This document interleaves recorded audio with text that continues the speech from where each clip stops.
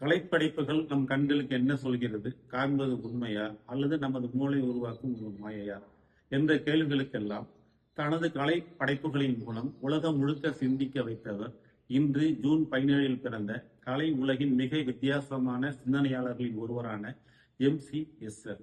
1898ஆம் ஆண்டு நெதர்லாந்தில் பிறந்த இவர் ஒரு ஓவியர் மட்டுமல்ல, கணிதவியலாளர் மற்றும் சிந்திக்க தெரிஞ்ச கலைஞர்.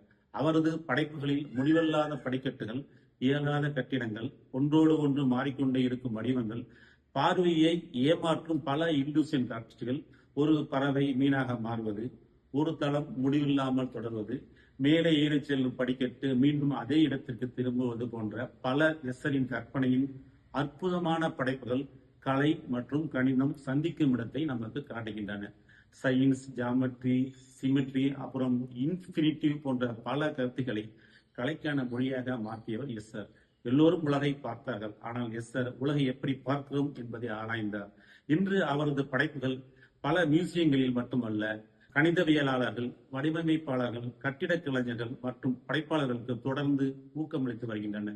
ஒரு எக்ஸாம்பிள் சொல்ல வேண்டும் என்றால், இப்போது நம்மோடு உள்ள Ashok Leyland, vice president design நண்பர் சத்யசீலன் அவர்கள் எஸ்ஸருடைய படைப்பு டிசைனுக்கு ரொம்பவும் சப்போர்ட் பண்ணியதாக என்னிடம் சொன்னார். அவர் உருவாக்கிய பள்ளி குழந்தைகளுக்கான ஸ்கூல் பஸ்ஸில் உள்ள இருக்கைக்கான வடிவமைப்பில் எஸ்ஸருடைய படைப்பில் உள்ள நெகட்டிவ், பாசிட்டிவ் அந்த தாட் ப்ராசஸ் தான் எனக்கு ரொம்ப பேசிக் என்று சொன்னார். டிசைனோட பேஸ் எல்லாமே ஃபர்ஸ்ட் ஆர்ட்டோட ஸ்கெட்ச் தான் ரொம்ப அழுத்தி எப்போதுமே சொல்வார். இந்த டிசைனில் வேஸ்ட் என்று ஒன்றுமே இல்லை, எல்லாமே பயன்படும் என்றார். இந்த பிரபஞ்சத்தில் உள்ள அனைத்துமே நெகட்டிவ், பாசிட்டிவ், பிளஸ் மைனஸ் எல்லாம் நிரம்பியதானே. படைப்பு என்றாலே அது பயன்பாட்டிற்கு தானே.